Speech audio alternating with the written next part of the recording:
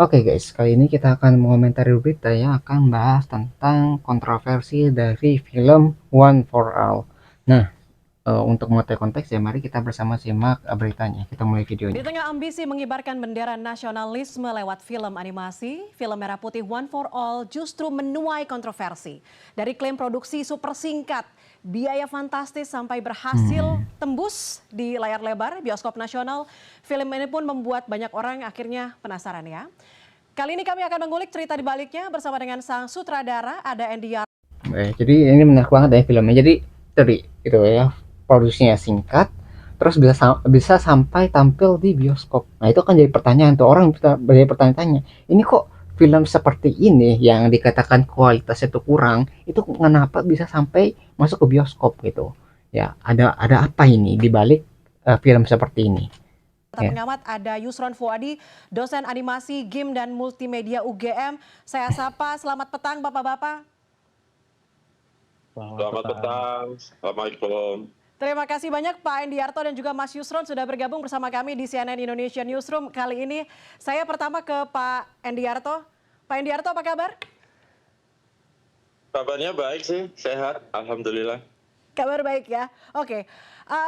Pak Endiarto, ini publik kan terkejut ya dengan informasi bahwa Merah Putih One for All ini diproduksi katanya sebulan kurang dari 2 bulan. Pertanyaannya pasti secara teknis tuh gimana kemudian memastikan film ini tetap layak tayang di layar lebar, Pak Endi? Itu jadi pertanyaan. Iya, sebenarnya pertanyaannya bukan secara teknis layak ya. Pertanyaannya adalah apakah benar itu dibuat dalam waktu 1 bulan. Itu sih semestinya, karena itu kan info yang beredar di langit-langit di warganet. Kalau saya boleh ngomong, bahwa kita memiliki ide proses ini adalah pasca 17 Agustus 24. Karena kita melihat kok setiap 17 Agustus tidak ada momen kemeriahan di industri perfilman yang khusus buat proklamasi. Film perjuangan banyak, cuma yang didedikasikan untuk proklamasi belum pernah ada. Nah, kami menginisiasi, terbetik ada satu harapan, kita bisa memberikan ini karena kita masih Buat informasi tambahan ya, sebenarnya ada film pertama kayak kemerdekaan gitu, Battle of Surabaya juga termasuk animasi ya. Jadi itu udah ada sebenarnya. Ya mungkin bapaknya itu kurang tahu atau tentang informasi film tersebut ya. Jadi Battle of Surabaya juga termasuk animasi ya. dan potensi. Nah, lalu kita punya ide, kita cari sinopsisnya, ceritanya apa, tokohnya bagaimana, lokasinya apa, kurang lebih itu kita sudah discuss itu sejak September 24 terus. Nah, sampai akhir Mei, disitulah kita baru memulai post pro-nya. Waduh, telat Jadi sekali bukan kayaknya. 1 bulan, kalaupun 2 bulan setengah itu adalah proses jahitnya, post pro-nya. Kalau proses keseluruhan itu sudah hampir 1 tahun. Jadi seperti itu info yang bisa saya berikan. Tapi walaupun dibilang 1 tahun sekalipun ya itu kayaknya telat sekali kalau bilang mulai dari Mei gitu ya merajutnya. Dan kita bisa lihat ya bagaimana kondisi atau kualitasnya. Nah itu kayaknya kurang pas atau kurang layak, kalau bisa dalam waktu yang lebih lama lagi untuk membuat animasinya gitu supaya ya lebih layak, lebih enak untuk dilihat. Karena kalau gini ya, kalau animasi itu udah dibuat, film itu udah jadi dan ditampilkan, itu nggak bisa semena-mena langsung ditarik gitu aja kan. Pasti kalau misalnya memalukan itu kan akan membuat buruk nama orang yang membuatnya, yang terlibat dalam filmnya dan sebagainya. Maka dari itu film tuh dibuat sedemikian rupa sebaik mungkin, jangan sampai terburu-buru gitu. Kalau ada kesalahan gimana caranya diperbaiki kesalahannya, kalau kurang bagus gimana diperbagusnya kualitasnya gitu. Nah itu penting karena kalau ditampilkan nggak bisa orang tuh melupakan hal tersebut gitu ya. Nggak bisa tuh orang kayak, wah kamu udah ngeliat filmnya ya lupakan semuanya, itu nggak bisa. Maka dari itu tadi buat yang paling bagus sebaik mungkin, sematang mungkin sampai akhirnya layak untuk ditayangkan. Produksi, pasca Hmm. produksi kira-kira 1 tahun dari 17 Agustus di tahun lalu begitu ya. Tapi tadi Betul, Pak ya. Endi menampik kata atau kalimat layak tayang. Kenapa Pak Endi? Nah, layak tayang dan enggak gitu loh. Itu apalagi tadi disebutkan jauh di bawah standar ya, reviewnya dan sebagainya. Pertanyaannya adalah standar dari mana gitu loh. Standar tuh banyak ya. Kan ada tuh film dari luar, itu animasi juga ada. Apalagi kemarin tuh kan ada yang animasi bagus itu buatnya lama kan, sampai bertahun-tahun itu juga ada. Ya, kita bisa lihat animasi itu banyak buat standar. Ini tuh bagus atau enggak. Ya, apalagi di Jepang juga ada, itu juga animasi. Ya banyak standar yang bisa kita gunakan, entah itu dari negara luar, misalnya dari Jepang, ada yang dari Amerika, ada yang pokoknya dari luar negeri, sama dari Indonesia juga ada. Ya jadi nggak cuma standar itu tuh, wah ini nih apa nih standarnya gitu. Padahal udah ada animasi yang dibuat sekarang itu nggak, bukanlah yang pertama animasinya, tapi animasi yang udah ada sejak mungkin udah lama ya. Jadi kita bisa membandingkan tuh produk yang udah lama sama produk yang sekarang. Nah itu juga bisa jadikan standar ya, Kami atau tolak ukur mengkonsep lah. dari awal dengan ide ini membuat film animasi anak bertema Merah Putih ini dengan 2 kategori. Dengan narasi yang sederhana, simple, dan yang kedua dengan standar leveling animasi yang kita tahu tidak usah terlalu berbelit-belit dan terlalu tinggi. Karena ini konsumsinya khusus buat anak-anak SD dan SMP. Yang kedua, faktor masalah dana. Karena saya sampaikan di sini bahwa Dana untuk juga. film animasi Merah Putih One for All ini kita awalin semuanya dari niatan untuk kita berkontribusi menyumbang dalam rangka memeriahkan 80 tahun. Dengan cara apa? Ya karena kami pekerja kreatif perfilman Indonesia, kami berkontribusi di situ. Jadi judulnya adalah kita kerja gotong royong. Gotong royong Susah ini mah. bukan berarti urunan duit, enggak. Kita gotong royong itu saling kontribusi memberikan effort kita, waktu, tenaga, pikiran, dan potensi kita untuk kita bisa mengeluarkan hasil sesuai dengan tekad semula, yaitu film untuk genre anak-anak. Nah, jadi gini ya, ada dalam dunia profesional itu gotong royong tuh rada sulit untuk digunakan. Jadi gini, orang kerja itu pasti kan butuh bayaran, butuh kayak udah usaha nih, pasti butuh yang dinamakan kayak upah ya dari pekerjaan tersebut. Gak bisa tuh orang kita bilang kita mau hasil yang profesional tapi dengan gaji yang tidak profesional. Jadi harus beriringan. Kalau mau hasil profesional, mau semuanya terlibat, maka orang-orang yang digunakan juga harus dikasih gaji atau upah yang apa selaras gitu. Jangan sampai kita maunya bagus tapi kita tidak mau ngasih barang yang mahal, modal yang mahal untuk menghasilkan karya tersebut. Ya hasilnya nggak bakal maksimal karena orang kayak gini, buat apa kita ngasihin karya yang bagus, buat apa kita kerja maksimal kalau kita nggak dikasih upah yang sesuai gitu. Banyak orang yang mungkin berpendapat wah nggak nasionalis, nggak patriotismenya kurang dan sebagainya, tapi kan ini kan kerja dalam hal profesionalisme, itu harus sesuai antara gaji dan hasilnya. Kalau misalnya gajinya itu segini, ya berarti hasilnya juga akan mengikuti. Kalau misalnya kita bilang, wah ini atas dasar gotong royong, atas dasar kekeluargaan, ya berarti nanti hasilnya juga mengikuti apa yang dia bisa berdasarkan kekeluargaan dan gotong royong tadi gitu. Maka dari itu dalam dunia profesional itu harus dipisahkan antara yang pribadi, urusan kayak tadi, itu dengan masalah finansialnya. Jadi harus dipisahkan tuh profesionalisme dan urusan pribadi ya. Jangan kita anggap wah berdasarkan gotong royong, berdasarkan kekeluargaan, berdasarkan persatuan dan sebagainya. Itu harus dipisahkan dari profesionalisme gitu. Jadi pekerjaan dan perasaan itu harus dipisahkan ya. Itulah kita awalin dengan budget yang nol, budgetnya effort kita.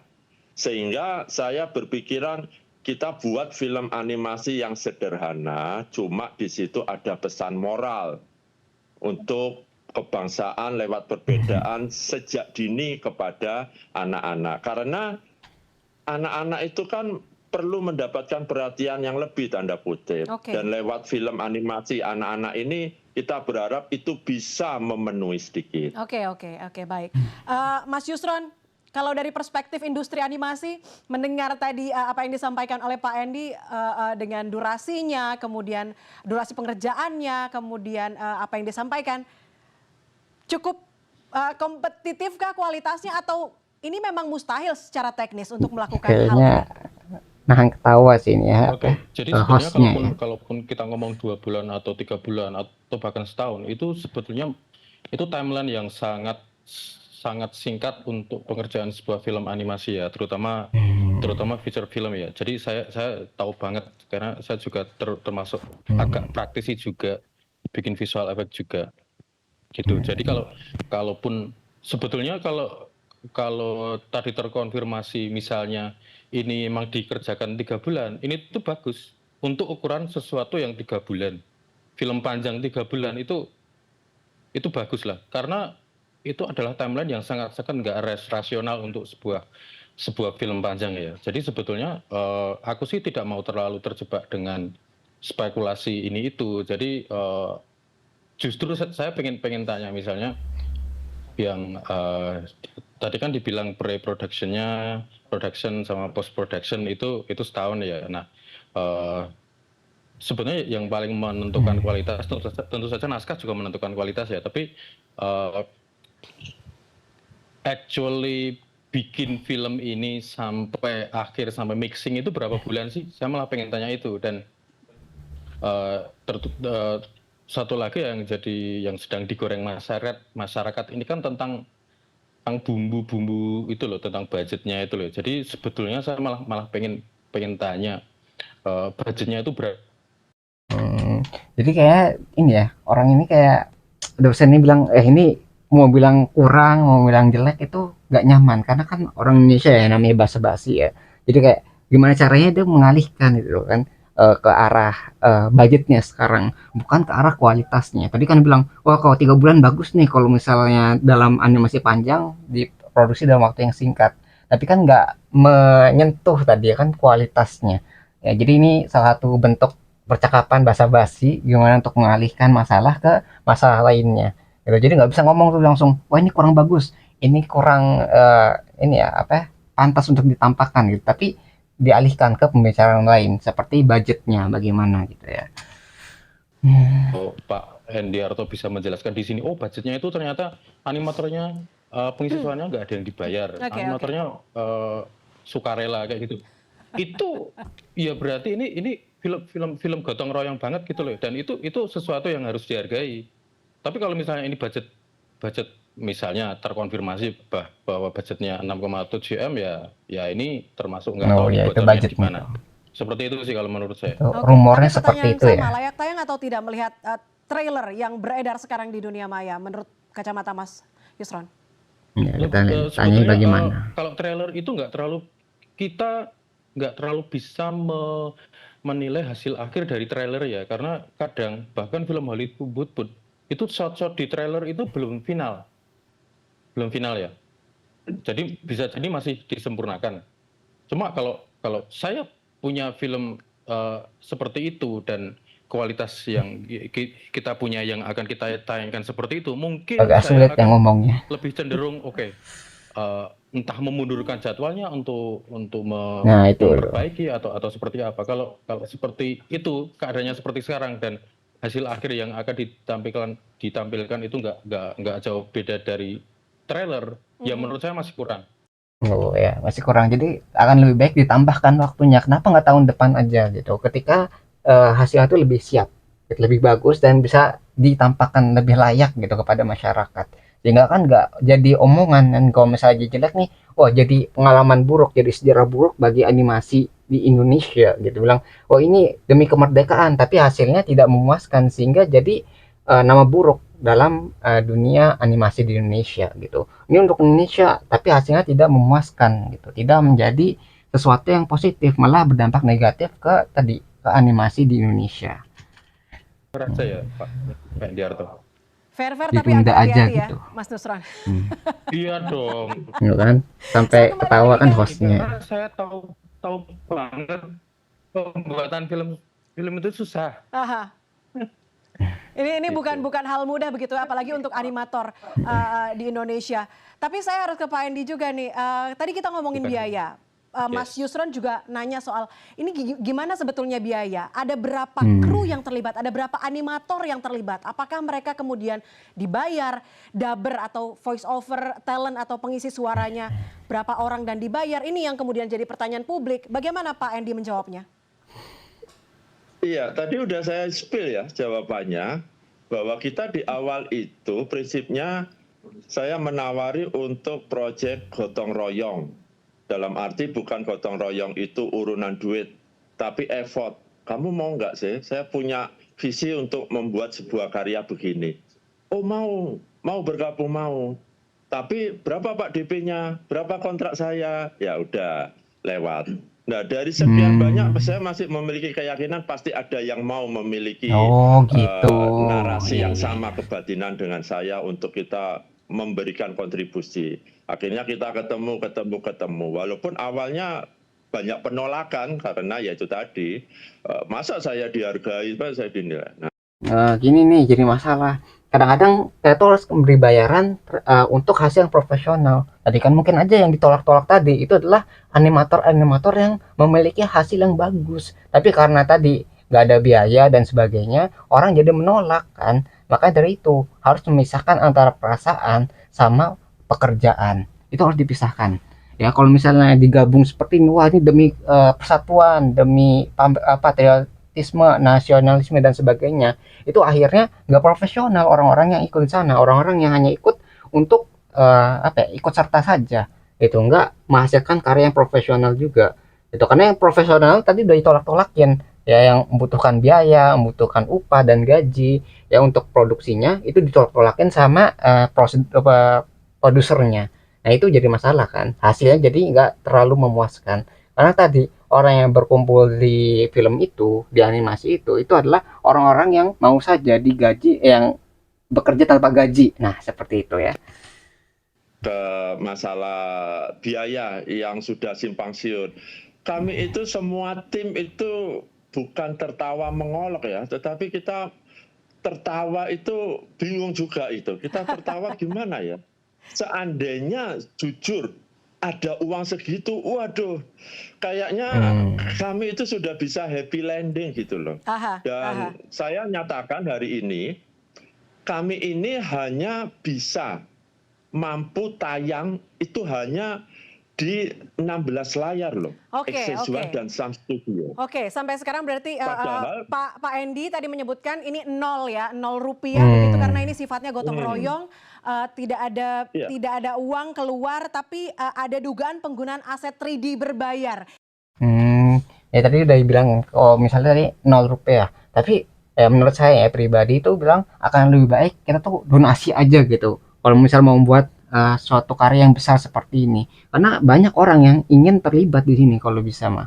Karena kan ini sifatnya nasional nih, bertemakan Indonesia nih, persatuan dan sebagainya. Kenapa nggak dikumpulkan gitu ya? Jadi ada pertanggungjawabannya, siapa yang bertanggung jawab atas uang tersebut dan sebagainya, supaya bisa menghasilkan karya yang maksimal juga gitu. Jangan kayak kita setengah-setengah, wah yang mau aja nih yang ikut gitu. Nanti yang profesionalnya, yang bisa menghasilkan karya bagusnya itu tersingkirkan, yang mana akhirnya ya seperti ini, jadi kurang bagus gitu ya hasilnya.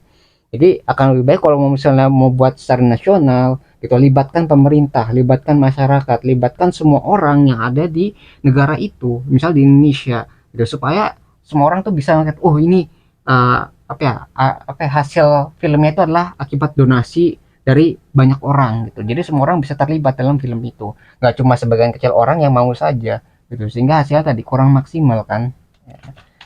Andy, kita terputus mengenai biaya. Jadi angka 6,7 miliar ini bohong, tidak benar ya? Ya, itu rumor ya. Saya tidak pernah mengatakan itu, jadi saya nggak pernah berbohong. Dari awal kita gotong royong. Oke, tidak ada angka ini.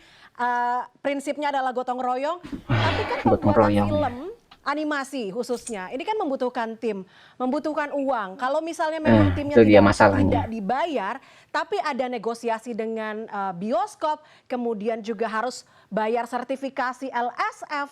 Bagaimana pembayaran ini dilakukan, Pak Nah, Andy? itu jadi masalah. Nah, jadi begini, proyek kami ini dari awal saya menggait beberapa orang. Saya ceritakan, saya pernah menghunting animator dari Jogja, Bandung, Jakarta. Tapi di awal saya sudah langsung disodorin, Pak, DP-nya berapa, Nah, itu. kontrak saya berapa. Terus ada yang bilang kalau film panjang kami nggak sanggup. Ya sudah.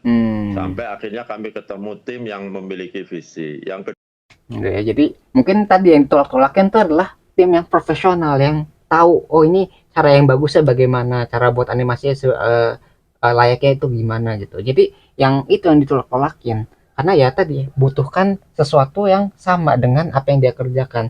Jadi gaji, upah itu harus sesuai dengan pekerjaannya gitu. Kalau misalnya nggak sesuai, ya jadinya begini, hanya orang yang mau bekerja dengan dasar gotong royong dan dasar nasionalisme dan sebagainya gitu. Kenapa nggak melibatkan keduanya, nasionalisme dan gaji yang sesuai gitu, supaya orang-orang yang bekerja juga mendapatkan hasil yang sama juga gitu, nggak cuma dapat perasaannya tapi dapat profesionalitasnya juga gitu, nggak cuma hanya ikutan tapi ikut sumbang apa ya, karya yang bagus juga gitu, nggak cuma ikut-ikutan tapi menghasilkan karya yang terbaik. apa ya tadi saya mau ngomong biaya ya itu tadi. Nah, saya berkata bahwa kita tidak ada budget di depan, budgetnya dari niat hati. Nah, kalau dikatakan harus membayar tim, enggak, tim animasi kami namanya Bintang, itu dia menjadi animasi director, dia yang bertanggung jawab. Saya bertanggung jawab untuk manajemen distribusi, cuma konsep tokoh dan semuanya saya yang membuat dengan tim itu. Nah, biaya-biaya yang dikeluarkan itu semuanya kita berkata biaya terima kasih. Tetapi yang tidak bisa dibayar dengan terima kasih itu cuma tiga. Biaya makan harus bayar pakai duit, biaya proses penggandaan DCP dan poster harus pakai duit. Kalau biaya effort, nah itu kita berkata terima kasih dulu. Nanti kalau feedbacknya itu bagus, kita bisa menikmati hasilnya. Jadi hanya biaya itu yang saya spill tadi. Saat ini kita baru mampu 16 layar dari permintaan yang banyak yang menyusul itu. Saya bilang mohon maaf kami belum mampu. Itu padahal kalau dalam bisnis ya kita ketahui bahwa dibutuhkan modal untuk mengembangkan suatu bisnis. Semakin besar modalnya, semakin besar juga pengembangan bisnis tersebut. Maka dari itu ya, kalau misalnya kita bisa lihat tuh, kalau kita mau lihat secara bisnis, ini kurang bagus modelnya karena tadi nggak ada modal awalnya, sehingga tadi tuh ya profesionalisme ya dari tenaga profesional itu nggak ada gitu, karena tadi hanya mengutamakan kekeluargaan, terima kasih, gotong royong dan sebagainya. Itu yang menjadi masalah utama dari pembuatan film ini ternyata ya. Disebutkan sama produsernya langsung lah. Untuk sertifikasi di lembaga sensor film dan juga negosiasi ke bioskop, terima kasih begitu ya, pakai makasih gitu. Enggak, LSR tetap harus membayar. Kalau di bioskop kan nggak ada membayar, kan nggak ada biaya negosiasi di bioskop. Hanya LSR, TPPF juga nggak ada. Pak Yusron pelaku nggak ada. DCP sama poster yang harus bayar pakai duit, sama beli nasi goreng, air mineral itu pakai duit. Ya kan, Prosesnya kayak udah kayak nggak yakin juga. Sekarang Mas Yusron, ini kan yang jadi apa namanya ya, konflik di masyarakat, perdebatan di masyarakat adalah aset-aset yang digunakan. Kok kayaknya mirip-mirip nih dengan aset 3D yang beredar di pasaran yang bisa dibeli gitu. Betul nggak? Saya harus konfirmasi. Aku pengen ngomongin tentang aset ya. Jadi mau bikin film Hollywood berbudget triliunan yang bisa buat bayar utang Indonesia pun, itu sebenarnya mereka ada part of that asset yang mereka beli. Misalnya pohon, misalnya tempat sampah, hidran, dan ya ini berhubungan sama IP ya, atau intellectual properties. Jadi kalau misalnya udah punya ide atau bentuk suatu bahan atau bentuk benda, itu biasanya yang buat itu memiliki kekayaan intelektual atas barang digital tersebut. Nah, kalau misalnya kita menggunakan untuk sesuatu yang komersial seperti ini, itu harusnya mereka dibayar atas hal tersebut. Karena kan mereka udah ngasihin barangnya nih. Masa mereka nggak dikasih persenan gitu ya dari hasilnya.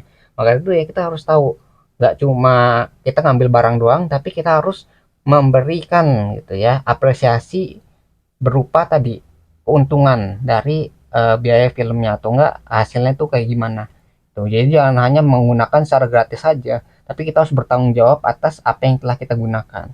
Tuh, jadi kita jangan sampai nih filmnya bertema nasionalisme tapi menggunakan barang curian. Nah, itu kan jadi masalah juga.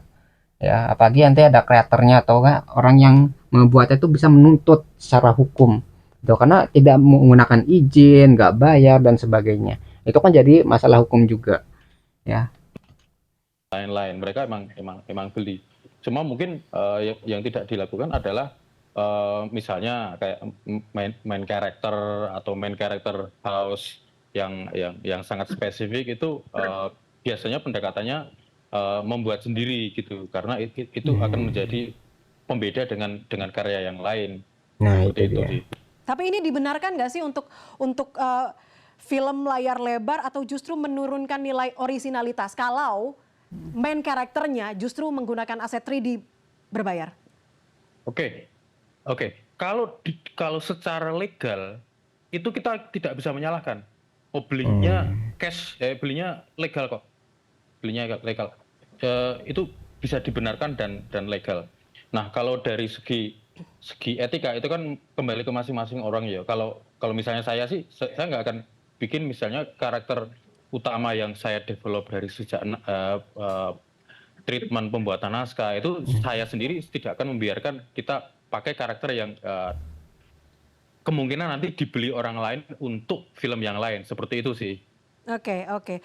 Gitu. Jadi dibolehkan cuma kurang nyaman aja ketika tadi ya bisa digunakan oleh banyak hal. Jadi bisa aja nih, ini kan kita pakai nih karakternya di animasi untuk kenasionalismean gitu ya. Bertemakan seperti itu. Bisa aja nanti orang lain menggunakan karakter yang sama untuk sesuatu yang buruk juga. Jadi kan jadi masalah nih. Karakternya sama, tapi memiliki dampak yang berbeda. Yang satunya positif untuk nasionalisme gitu.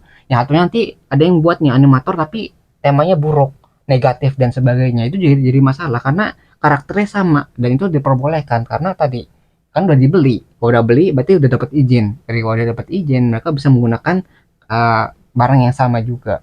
Gitu. Jadi harus menggunakan karakter yang berbeda itu supaya pembeda, nggak ditiru sama orang lain.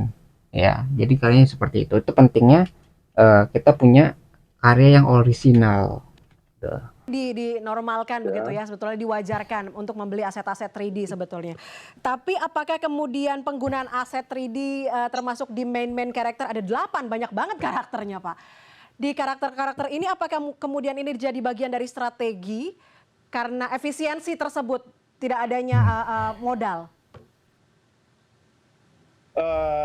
Main karakter yang 8 anak itu kalau dikatakan itu kita beli dan sebagainya bisa dicek seperti toko Nara, dia tidak ada persis seperti itu, cuma platformnya gitu loh, template-nya itu ada lalu kita kombinasi, kita modifikasi lah dengan bahasa sederhananya, rambutnya, warna kulitnya, kostumnya, juga tokoh-tokoh yang lain. Dan tokoh-tokoh itu sudah kami bentuk sebelum proses-proses itu. Jadi kita sudah bentuk karakternya ini, ceritanya begini, karakter ini ceritanya begini. Kita sudah tentukan, tinggal proses eksekusi animasinya oleh animator.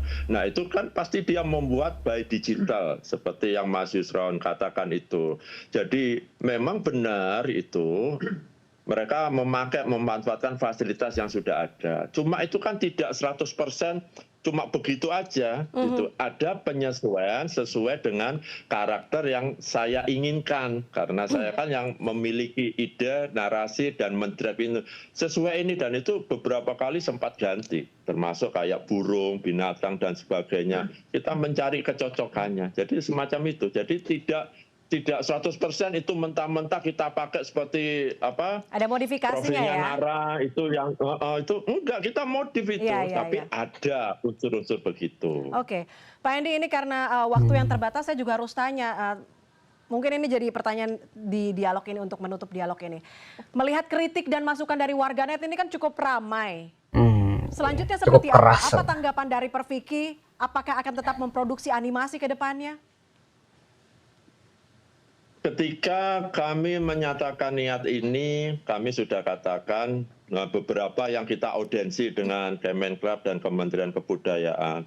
Merah Putih One for All ini adalah yang pertama kita luncurkan men-trigger supaya kawan-kawan yang lain yang lebih canggih, lebih mampu secara finansial, ayolah berikan kontribusi untuk di setiap proklamasi itu membuat film, tanda kutip karena kita di industri film, yang khusus segmented bertemakan merah putih atau proklamasi. Ada yang tanya kenapa judulnya merah putih? Loh, proklamasi itu kan nggak jauh dari identitas pengibaran bendera. Nggak ada proklamasi itu yang bersifat perjuangan, peperangan itu. Nah, makanya saya membuat judul merah putih One for All. Nah, ini adalah sequel yang setiap tahun nanti kami akan kontribusi. Oke. Tahun depan tentunya bukan animasi tapi film real. Wah. Tetap Merah Putih One for All. Setiap Nggak tahun sabar. kami mengajak termasuk Pak Yusron, ayo Pak tahun depan bikin film real tentang merah putih tapi berbagai genre tematik. Ayo kita ramekan gitu loh. Apa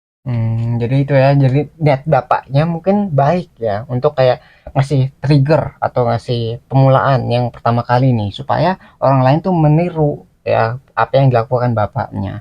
Tapi ya gitu, jadi mungkin niatnya baik, cuma pelaksanaannya itu yang kurang sehingga tadi dampaknya ke lebih banyak negatifnya daripada yang positifnya.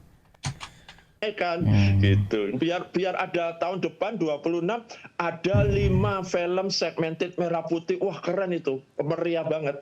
Itu. Dan kalau dikatakan sikap kami Hostnya udah Vidi, sampai nggak bisa nahan saya ketawa ya. mengapresiasi dari warganet memberikan komen itu terlepas pro dan kontra. Artinya seseorang yang berkomen itu mereka memiliki kepedulian. Kalau nggak peduli dia nggak akan komen. Kalau nggak sayang kita nggak akan marah. Dan itu menjadi masukan dedikasi kami bahwa kritikan itu untuk membangun ke depannya. Tetapi saya juga mengajak, jangan berwacana aja. Ayo kita praktisi, aplikasi, wacana jangan. Nyatanya apa? Itulah yang kami ingin. Akhirnya pesan moral dari film ini tercapai. Baik ke warganet juga kepada penonton nanti. Pesan moral secara utuh. Apa pesan moralnya? Ya mestinya harus menonton dulu supaya tahu pesan moralnya.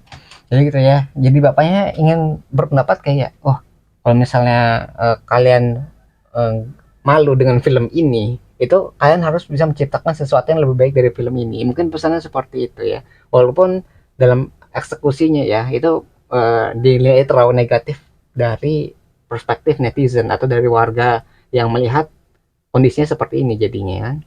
Jadi ya niat bapaknya baik, cuma pelaksanaannya kurang sehingga hasilnya itu kurang maksimal juga gitu. Jadi ini jadi trigger atau jadi permulaan nih. Wih, saya bisa nih ngebuat nih walaupun masih jelek, tapi ini jadi awal mula untuk ngebuat kedepannya jadi lebih bagus. Jadi ada seriesnya, ada kelanjutannya dan sebagainya.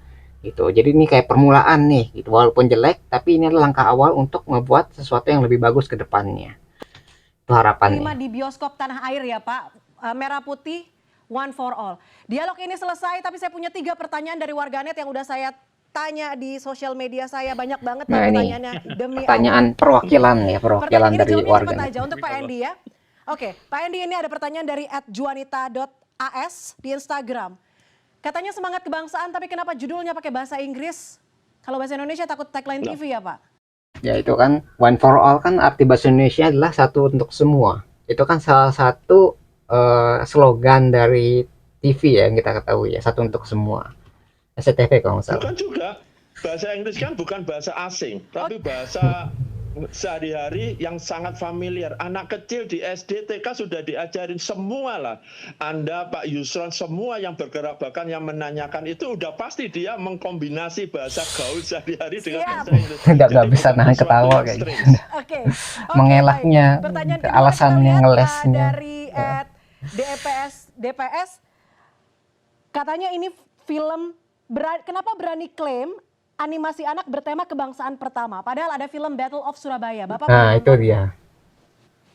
Film Battle of Surabaya itu masuk kategori film perjuangan kan. Oke. Kalau Merah Putih ini film pertama yang bersegmenkan kebangsaan merah putih khusus didedikasikan untuk proklamasi. Nah sebelum itu nggak ada film perjuangan banyak, tapi yang dedikasi merah putih proklamasi belum ada. Belum ada. Ini yang pertama ya. Ya. Oke, pertanyaan yang terakhir Yes. dari Bella Putri. Aduh. Pak, gimana ceritanya di balai desa ada senjata AK-47? Ya, di Itulah kalau gambar itu kan tidak ditujukan ya. menonton secara Ada. penuh hanya cuma 2 menit 1 detik. Itu gudang desa, tempat menyimpan bendera dan semua properti untuk 17 Agustus. Di mana kita paham setiap 17 Agustus dramanya yang ada adalah pasukan Belanda pakai topi, pakai baju hijau dan selalu membawa senapan. Itu adalah properti untuk perayaan. Nah, di sini nih, ada gambar senjata di bagian sudut kirinya ya. Nah, itu yang jadi masalah. Kenapa ada senjata kayak gitu? Nah, yang jadi pertanyaan adalah itu kan tempatnya tuh kayak ada lemarinya dan sebagainya, itu salah satu bentuk ini ya, tempat untuk menyimpan senjata beneran, tidak bukan senjata mainan. Jadi dari bentuk asetnya itu emang bukan senjata mainan tapi senjata asli. Itu yang jadi masalah kan, jadi pertanyaan dari bentuk gudangnya, terus dari bentuk lemarinya sama bentuk senjatanya, itu yang jadi permasalahan ya. Milik desa itu yang disimpan di situ. Tentunya itu ada banyak properti, bambu runcing ada, bendera juga di situ dan macam-macam. Jadi itu bukan senjata sungguhan, Oke. tapi itu properti mainan.